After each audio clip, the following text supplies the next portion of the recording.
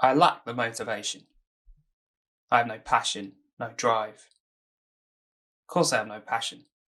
I have nothing to do, nowhere to go, nothing to look forward to, so what else is there? It's a boring life, my life. So I'm not really sure what there is to tell you, but you're here because you want to know, so I suppose here we fucking go. I don't sleep. I can't sleep. I call it insomnia because there's no other explanation. So after lying in bed for what feels like forever, I notice the sun rise and I grab a coffee and sit on the balcony of my flat, watching the sun come up. I live with a housemate, Sonny. He normally starts playing music an hour after I wake up. Usually it's Iron Maiden or Radiohead, and it's usually loud enough for Australia to hear it. Morning. Why are you in such a good mood? It's a new day full of new possibilities. Just smell that air. Sonny believes that every day can be better than the last. I will never share that view until one day is remotely better than the last. You're a glass half empty kind of guy. That's your problem. I'm just a realist. I live in the real world. You should join me there sometime. Boring. So, today's the day? Today's the day. How do you think she'll take it? She'll be heartbroken, but it's necessary. And she'll thank me for it eventually. Today I'm breaking up with my girlfriend. We've been together since high school. I haven't fallen out of love with her or cheated on her. She hasn't done anything wrong, but I can't be a good boyfriend to her. The sort of boyfriend she deserves. If I'm being perfectly honest, I haven't been a proper boyfriend for a long time now. I'm doing this because I love her. Well, good luck. Thanks. Don't stay indoors all day. Whatever. On my way to meet Anna, I visit my parents, which isn't something I enjoy doing, but Mum gets upset if I don't visit. Finally decided to pay your mum a visit. I saw you last week. Visits once a week from my only child. Lucky me. My mum isn't always like this. She's been an alcoholic since I was 7, and today she must be on a come down from a heavy weekend. We're out of coffee. I brought some. Put the kettle on then. Where's Dad? How should I know? Has he rang you? No. I go into the kitchen to make her a coffee and pretend I don't know where my dad is. I know exactly where he is. I know exactly who he's with. I haven't told him I know about the affair, and I figure he should be the one to tell Mum. Hello? Speak of the devil. Tessa? Oh, the Wanderer returns. Hi, Dad. Hello, Sam.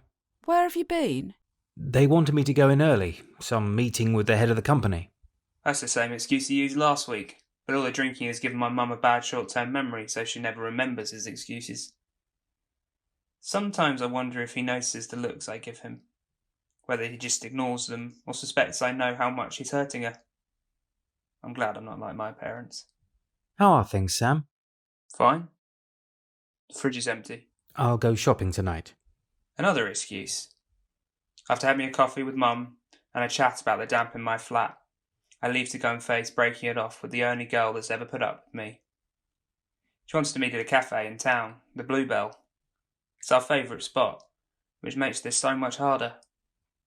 I walk in and her face lights up when she sees me. She looks so beautiful. I ordered you a white mocha. Thank you. How's the new job? Good. I have some news, actually. Yeah? They've offered me a promotion. Already? That's great. It's in Australia. Oh.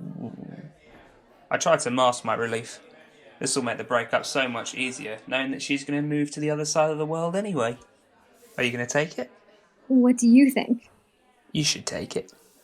What's stopping you? I sort of thought we'd be having a deeper conversation about it than this. Well, what were you expecting me to say? I'm moving to the other side of the world, Sam. You could at least try to look a little sad about it. So you've taken it? Yes, I've taken it. Of course I have. It's an incredible opportunity. That's great. You could come with me. No. Is there something wrong, Sam? I had something to say to you. Okay. I came here because I was going to break up with you. You were going to. I am. Is this a breakup? Seriously? But now I know you're moving so far away. It's convenient for you. Kind of. Jesus, Sam. Well, I'd never see you again once you moved, would I? I was planning on visiting you. I don't see the point if we're not together. I can't believe you. I think it's for the best. You can start a whole new life in Australia, and like you said, it's an amazing opportunity. Yes, well, if that's how you feel, then there's no point in us talking about it anymore. She left. It didn't exactly go as I'd hoped.